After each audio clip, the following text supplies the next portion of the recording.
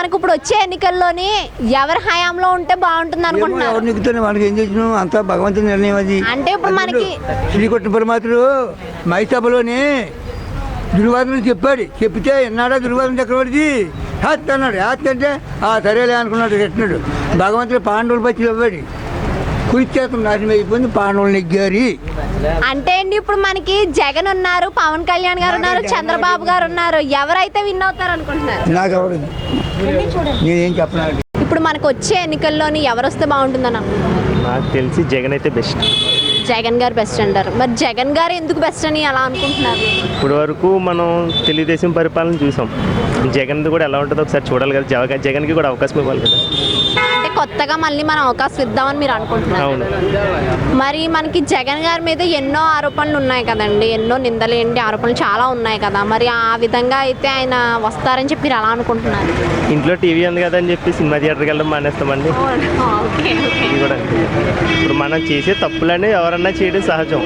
దేవుడు అనేవాడే శిక్షకి లోకం మీద మనకి ఇస్తున్నాడు ఛాన్స్. మనం తప్పు చేసాం కదా అని దేవుడు తీసుకెళ్ళిపోతే మనం కూడా వెళ్ళిపోవాల్సిందే కదా. అంటే దేవుడు మనకు ఛాన్స్ ఇచ్చాడు. దేవుడే ఇచ్చినప్పుడు మనుషులు మనకి ఏముందండి, ఇవ్వచ్చు. జగన్కి ఇవ్వచ్చు, పక్క జగన్కి ఇవ్వాలనుకుంటున్నారు. ఒకసారి మరి మనకి పవన్ కళ్యాణ్ గారు కూడా సపరేట్గా పార్టీ అనేది జనసేన పార్టీ అనేది పెట్టారు. మరి ఆయన వస్తే మనకి సీఎం కింద ఎట్లా ఉంటుంది అనుకుంటున్నారు? ఆయన వస్తే నాకు తెలిసి మన పవన్ కళ్యాణ్ వచ్చినా బెటర్. కానీ పవన్ కళ్యాణ్కి ఇంకా అవగాహన తెలియదు కదా. ఇప్పుడు మొన్న సపరేట్గా లేదంటారా? ఒక న్యూస్లో ఒక మాట చెప్పాడు, ముగ్గురు పెళ్ళిళ్ళు చేసుకున్న వాడికి అధికారంలో లేదు అంటున్నారు. అలాంటిది 30 మందితో ఒక దేని చేసుకుని 30 మందితో తిరిగితే ఓకేనని అడిగారు. అంటే 30 మందితో తిరగాలని ఉందా ఆయనకి? అంతే కదా. మరి లేకపోతే ఆ మాట ఆయనకి ఎందుకు వస్తుంది? అంటే ఇప్పుడు జగన్ గారి కన్నా పవన్ కళ్యాణ్ గారి హయాం కూడా వస్తే ఇంకా ఎక్కువ అభివృద్ధి అనేది పెంచుతాము, ప్రత్యేక హోదా అనేది తెస్తాను అని చెప్పి ఆయన చాలా హామీలు ఇస్తున్నారు మనకి పవన్ కళ్యాణ్ గారు. సో దానిపై మీ స్పందన?